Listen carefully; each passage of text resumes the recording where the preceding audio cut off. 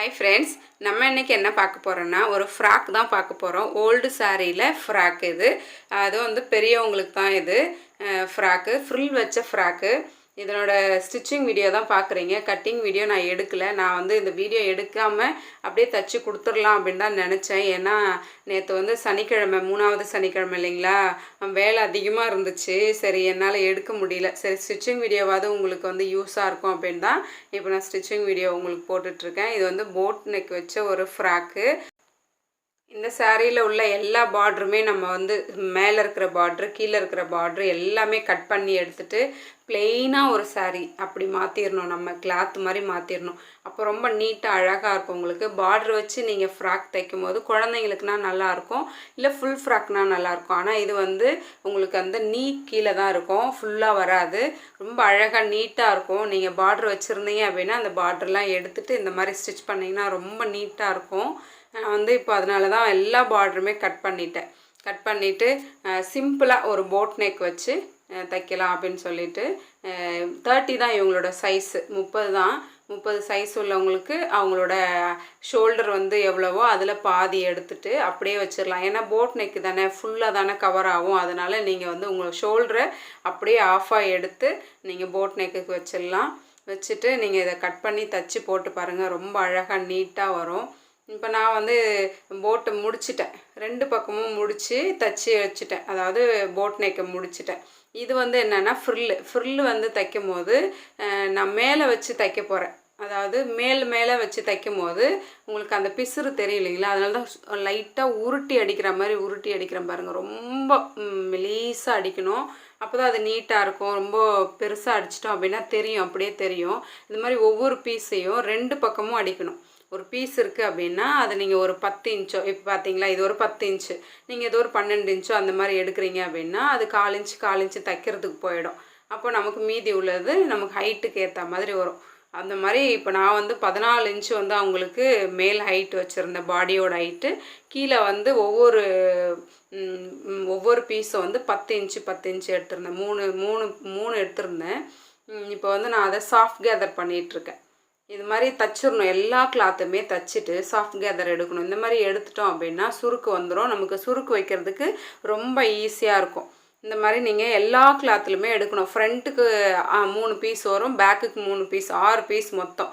அந்த 6 பீஸும் இதே மாதிரி 2 பக்கமும் அடிச்சுட்டு அதுக்கப்புறம் இந்த மாதிரி சுருக்கெல்லாம் வச்சுட்டு அதுக்கப்புறம் நீங்கள் தைச்சிங்க அப்படின்னா ரொம்ப அழகாக நீட்டாக வரும். இப்படி தைக்கும் போது தான் அது ஃபினிஷிங் நல்லாயிருக்கும். அப்படி இல்லை அப்படின்னா நம்ம அந்த மேலே வந்து நம்ம ஓவர்லாக் பண்ணுற மாதிரி வரும். ஓவர்லாக் மிஷின் இருந்தால் நம்ம ஓவர்லாக் கூட பண்ணிக்கலாம். நீங்கள் வந்து 10 இன்ச்சு தான் எடுக்கணும் அப்படின்னு கிடையாது. ஒவ்வொரு பேனலும் வந்து நீங்கள் உங்களோட ஹைட்டுக்கு ஏற்ற மாதிரி நீங்கள் எடுத்துக்கலாம். 15 இன்ச்சு அப்படின்னா அடுத்தடுத்து 15 இன்ச்சு.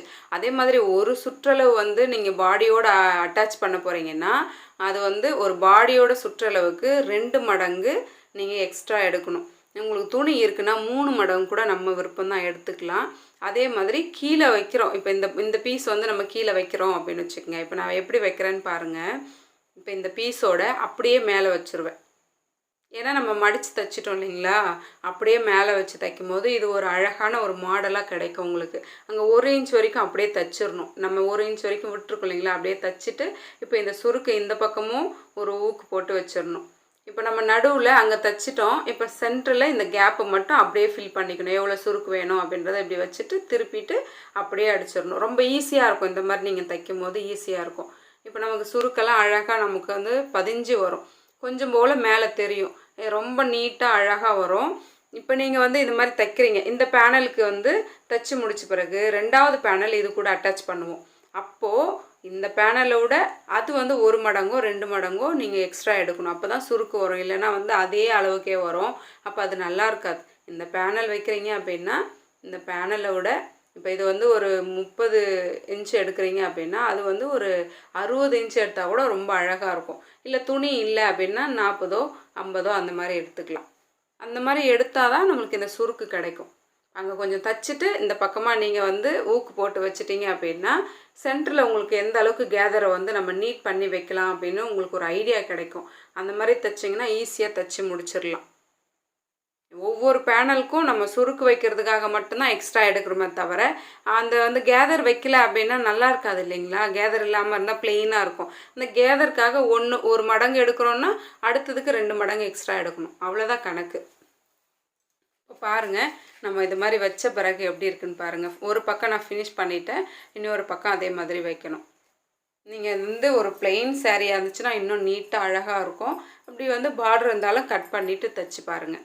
இப்போ இதுக்குள்ளே லைனிங் தரணும். நீங்கள் லைனிங் வேணும்னா தரலாம், வேணான்னா விட்டுடலாம். இது வந்து ரொம்ப கிளாஸியாக இருக்கும் அப்படின்னு நினச்சிங்கன்னா தரலாம். அதே மாதிரி காட்டன் எடுத்து தைச்சிங்க அப்படின்னா ஒரு 4 மீட்ரு எடுக்கணும். அப்படி எடுத்தீங்க அப்படின்னா காட்டனுக்கெல்லாம் அழகாக இருக்கும் இந்த ட்ரெஸ்ஸு. பாருங்கள், எண்ட் ரிசல்ட் இப்படி தான் வரும். இப்போ நம்ம வந்து ஷோல்டரெல்லாம் ஜாயின் பண்ணி, இப்போ இது வந்து லைனிங் வந்து நம்ம அந்த பிசுறு தெரியாமல் வச்சு தைக்கணும். அப்போ தான் வந்து ரெடிமேட் மாதிரி இருக்கும். இங்கே மேலே வச்சு தைச்சிட்டு இப்படி திருப்பிட்டோம் அப்படின்னா அந்த எட்ஜு வந்து உங்களுக்கு க்ளோஸ் ஆகிடும். அப்போ ரொம்ப அழகாக இருக்கும். இப்போ நீங்கள் தைக்கும் போது பாருங்கள் புரியும். இது பாடிக்கு மேலே இருக்குங்களா, இப்படி வச்சு தைக்கணும். இந்த மாதிரி தைக்கும் போது தான் கீழே துணி நகராமல் பார்த்து அது மேலேயே வச்சு ஒரு தையல் போட்டு வந்தீங்கன்னா தைச்சிட்டு அதை அப்படியே கீழே தள்ளி விட்டுறணும். கீழே தள்ளிட்டு அதுக்கப்புறமா நீங்கள் ஃபினிஷ் பண்ணிட்டீங்க அப்படின்னா உங்களுக்கு அதை பார்க்கவும் அழகாக இருக்கும். இப்போ வந்து ஸ்லீவ் நான் வந்து லைனிங் வச்சு அட்டாச் பண்ணி வச்சுருக்கேன். இப்போ ஸ்லீவும் அதே மாதிரி ஜாயின் பண்ணிடலாம். ஸ்லீவ் ஜாயின் பண்ணணும் அப்படின்னா அதுக்கப்புறம் ட்ரெஸ்ஸே முடிஞ்சிடும். ஏன்னா நம்ம லைனிங் எல்லாம் வச்சு அட்டாச் பண்ணிட்டோம்.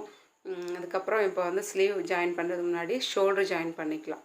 ஷோல்டர் ஜாயின் பண்ணிவிட்டு ஸ்லீவ் ஜாயின் பண்ணிக்கலாம். ஏன் ஷோல்டர் ஜாயின் பண்ணனா ஃப்ராக்குக்குமே நீங்கள் அது வந்து சரியாக இருக்கான்னு பார்த்துட்டு அதுக்கப்புறமா நீங்கள் எக்ஸஸாக இருந்துச்சுன்னா, இருக்கிறதுக்கு வாய்ப்பு இல்லை, வரவே வராது, அந்த மாதிரி இருந்தாலும் செக் பண்ணிவிட்டு இப்போ நீங்கள் ஸ்லீவை வந்து அப்படியே வச்சு தைச்சி முடிச்சிருங்க. உங்களுக்கு வந்து ரொம்பவே அழகாக இருக்கும். இந்த மாடல் வந்து நீங்கள் ஒரு பிளெயின் சாரியில் தைச்சிங்கன்னா இன்னுமே அழகாக இருக்கும்.